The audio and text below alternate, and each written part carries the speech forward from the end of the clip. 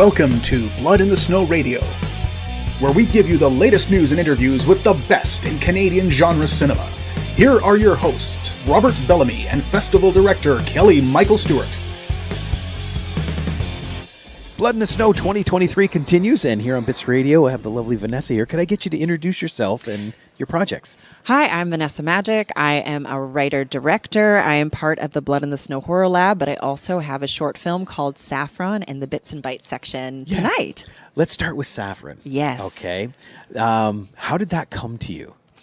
So Safron came to me through the amazing Samora Smallwood. She's a writer of the piece, also the star of it. And she just came to me and she's like, I have this idea to do this like kick-ass vampire film. Like, we're both very into Blade. And so we just sort of very nerded out about like black vampires and all the things that exist, and also just about action and how it's like, it could be a beautiful language if told right.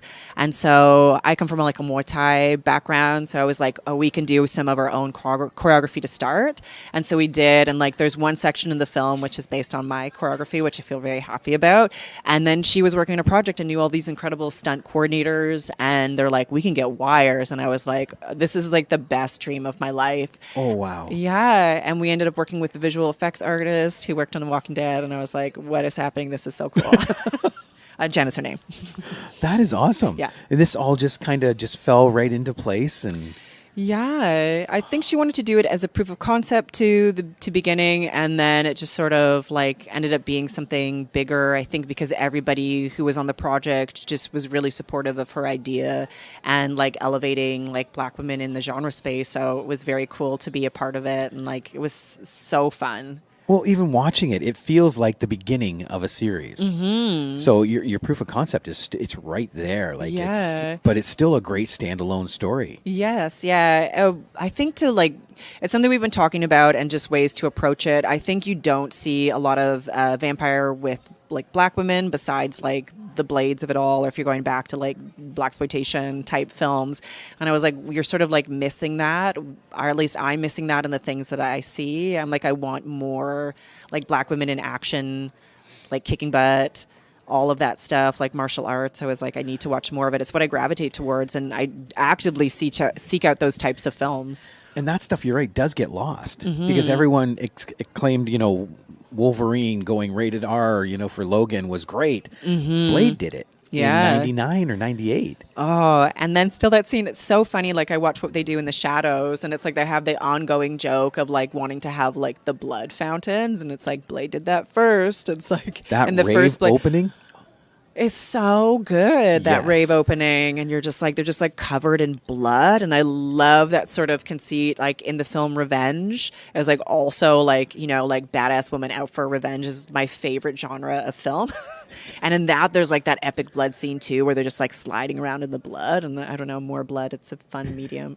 Well, in the vampire medium, you can have as much blood as you want because it's expected. It is expected. And yeah, a lot of like great fight things and knives, like you expected. And I think also too, what I loved about like the Blade of it all is just like the knives. It's like, it's easy to have guns in anything, but I think there's something more personable about stabbings.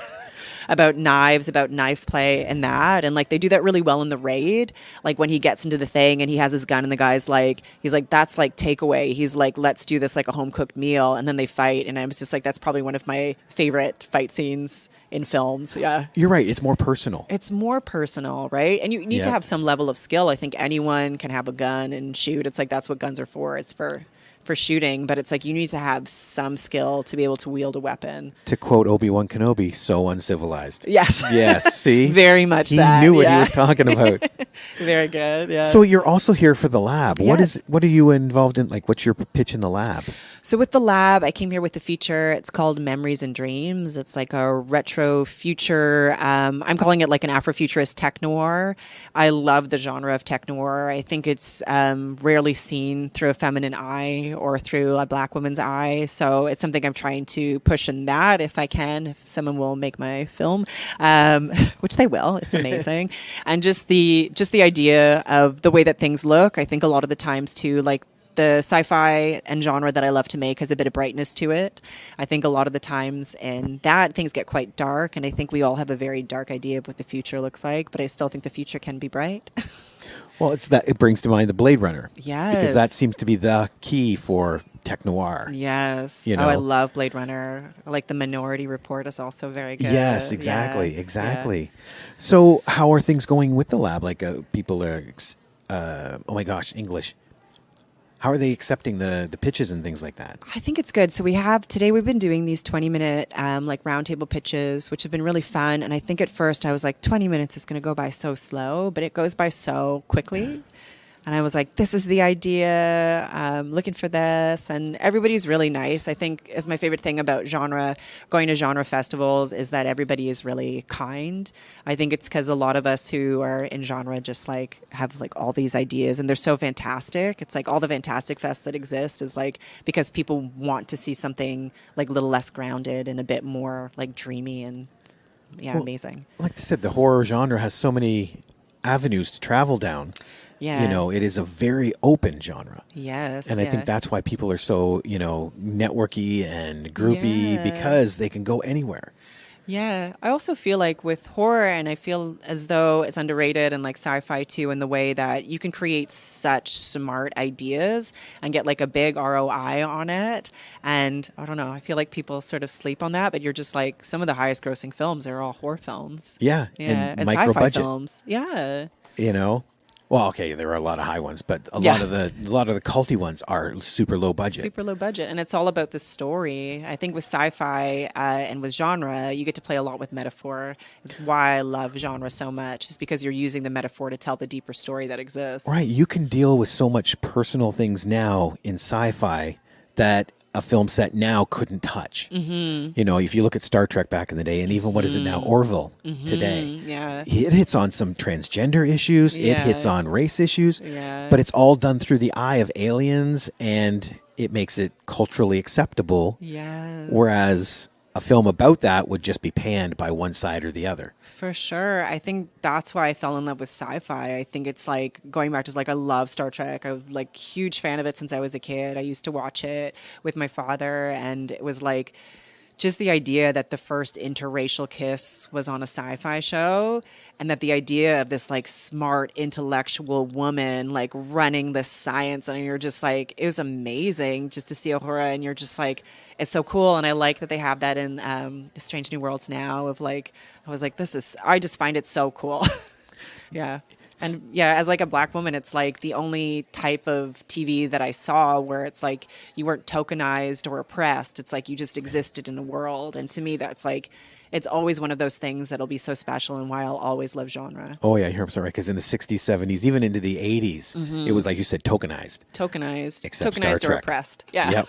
Except Star Trek. Except for Star Trek. And I still love it. Like, I still watch all the new iterations. It's like, I love Lower Decks. It's hilarious. Yes, it is. But I like that it still exists, and those things, even like, yeah, I'm just very happy to exist. Excellent. Yeah. Well, jump back to Safron real quick. Yeah, Is there any future plans for that? Like, are you and Samara looking at going forward with anything? Yeah, so we'd love to move forward with it. We'd love to make it into like a 1-hour show. We always talk about like it'd be cool to shoot in New Orleans and stuff because there's a rich black culture there, and folklore Vampire too as culture. well. Very rich, vampire culture, and just the idea of it being in my favorite genre, a badass woman out for revenge. It's just like there's so much you could do with that there. And just like the skillfulness of fighting, and like I love fighting as a language. It's like I'm very much a fan of all the old like Hong Kong action films because that's how they use it. It's just like it's not there to do it. It's there because it's also telling the story. And so with the short too, we try to do that as well. Like all the things that she hits, all the things that she kicks, all the violence that happens is because it's the way that she speaks. Well, and too, you've got to think about it. If these are creatures that have lived hundreds of years, they've been able to study every style of martial arts, and that would be their language. Yeah. It's like, yeah, it's something everybody knows. It's like you learn on the playground. It's like someone's mean, what you do. It's like we use our words now more as we're evolving as human people. But yeah, I think back then you're just like, if someone's mean, you shove them aside, right? Yeah. It's like very primal. Well, and the vampire culture is very primal because it's a beast culture. It's very primal. And so just watching them fight, and it's like she's fighting a creature that's very old and, like you said, like knows all these styles, but it's like she's street savvy. It's like she's lived in a different way that these creatures haven't. I think sometimes if you're like very old, you lose the nuance of the young, and I think that's what she gives to these vampires in this film. Absolutely. Yeah. Because there was the film He Never Died. Yeah. I credited Henry Rollins because of that. He was so detached. Yeah. You know, and you're 100% right. So if you're competing against a 1,000-year-old vampire who's not even attached to society anymore. Hit him with the new. Yep. See how they react to that. Exactly. But it was really fun. It's like we have one like detail that we put in there where it's like we gave her silver nails, and we're like, she can use those silver nails to like dig her claws into the vampires, because we all know vampires don't like silver. So Yep. That is awesome. yeah, but we love those little details of adding into the vampire lore in which we created, and just like how somebody who, I don't know, like it's like especially like mothers, like I'm a mom, and it's like the adrenaline that pumps. So we read a lot of these stories about like, you know, women lifting cars to get their child underneath, and just like what the heart will do to you when you're pushed to your limit. So we hope that comes through in this short as well. Oh, it definitely does. Yeah. Especially having the little one in that scene. Yeah. Yeah, absolutely. She's like, fuck you, vampires. As one does when a vampire is trying to get your child. Well, it's who like, wouldn't, right? Yeah. Yeah. Oh, no. I had a question, and it just disappeared. It's there. It's floating. I can see it. It's going to land back in your head in the very second. No, it's gone. Yeah, it's gone. Yeah. It'll. There's also, I'll say another thing too about the film. Like, it was really fun working with Samora, as we were like, 'cause she loves knives, and it's like such a fun thing to do. So just like the knife play of it all, and learning how that works, and all the wonderful people that came together to help us with this short was just like, as we know, it's like filmmaking such a labor of love, and it's like that stuff shows on the screen too as well, about everybody working together to try to make one beautiful piece of like cinema that's just like there forever. So I really want more to come from it, because just working with everybody we did, like we had such incredible stunt people with us, like Wayne Wells was our main person, and Hubert Porter, and all of these other people, and like, yeah, it's really, really fun. Excellent. Oh, yeah, I hope to see more of that, because that was fun. Yeah. Like you said, it's something sorely lacking, because there's no Blade. There's nothing like that. The new Blade is coming still, I think. Eventually, now that they got all their strikes sorted out, which I'm very happy for all of our American friends. Well, it's gone through some rewrites, and they did a big staff shuffle. Mm-hmm. So now they're re-examining certain projects. I know Daredevil got scrapped for the moment. Oh. And Blade's being rewritten. Yeah. So they're re-looking at what they've been doing. So I'm hoping Blade comes out soon. I know, because Mahershala Ali, he's going to kill it. He's so good and everything, and you're just like, I just want to see him like wielding a knife and stabbing people. Luke Cage, he was awesome. He's so good. He's Yes. just such a great talent. So having that, like Wesley Snipes was so amazing in it all. But yeah, and have you ever read Wesley Snipes has that comic? No. Do you know this? Yeah. He's got like this comic that he made, which Really? is like, as my favorite thing about being a filmmaker is how deep you get to go into research, if that's where your brain goes. And I'm just like, but what is Wesley Snipes doing now? Because I also feel he's a very underrated actor. Oh, huge. Yeah. And I was like, I don't know why he hasn't got more praise for the work that he's done in his life. He had some legal problems with taxes at one point, and that kind of dropped him right at his peak. Right. And it's always so hard to come back after that. Even like I was watching him, and like they did that remake of Dolomite, and I was like, he's so good in it. And I'm like, I don't know. I was like, I don't know why people don't give him more. To me, Major League is my favorite role. Oh, yeah. For Wesley Snipes. Oh, yeah. Willie Mays Hayes, that's it. So good. Even like, I was like the New Jack City of it all. I was like, yes. So good. But maybe there'll be another Wesley Snipes thing. So out. looking at all this then, what's your goal picture? Like, well, if you could put together any kind of picture right now with any kind of, no restrictions, what would you aim for? If someone was like, Vanessa, here's all the money in the world, I would love to do something that has a black woman kicking ass out for revenge with lots of like long action sequences, but with a real, like, my favorite thing to do as a filmmaker is I love stuff that has like a lot of heart to it, but also humor in it. Like, I love to like laugh through the darkness. I feel like it's the only way you can sort of get through. Some sort of like John Wick trilogy would be really, really cool. But yeah, I was just like fighting and like, woman out for revenge. That's like a Kill Bill. Yeah. Just going to remake Kill Bill, and Quentin Tarantino can't do anything since that movie is a remake of many movies. Exactly. Awesome. Well, Vanessa, thank you so much for sitting here and chatting with me. Thank you for having me. Good luck in the lab. Thank you. Anytime you want to come back and chat, please let me know. Yeah, we'll have more genre-based projects coming up for sure. So, you got it. Yeah. Thank you so much. Okay, thanks so much. Bye.